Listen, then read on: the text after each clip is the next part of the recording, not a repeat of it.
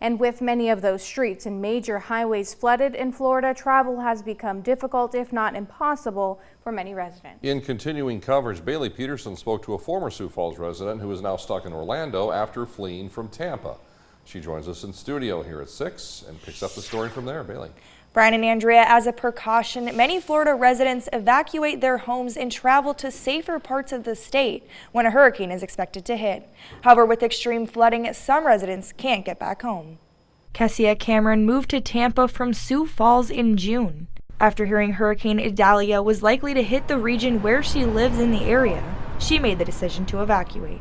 I have a 3-year-old, and I didn't want to be stuck without AC or, have to be in a situation where we can't get help and my little one is like sick or something. I think when you have children, it's just more of like a precautionary thing. Although Cameron was confident in her decision to evacuate, she said the unpredictable nature of the storm had a different outcome. It ended up going more north, so it didn't actually hit the Tampa, Gulfport, St. Petersburg area, which is where we live.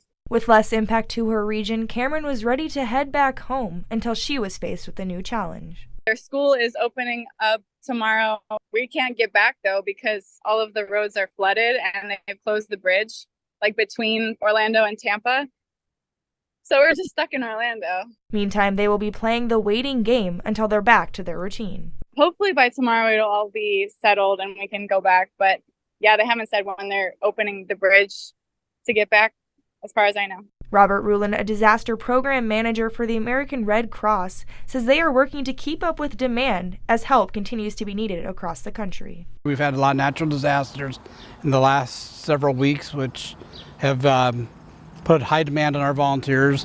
We got volunteers that are actively in Hawaii working on the post-fire recovery efforts.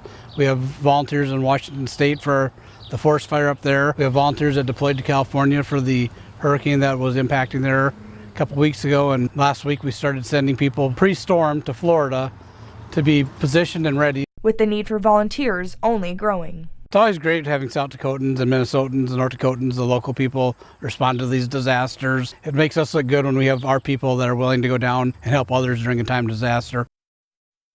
Well, earlier this morning, President Joe Biden issued an early disaster declaration to the area. As a result, resources have been pre-deployed throughout the state. Brian and Andrea. All right, Bailey, thank you.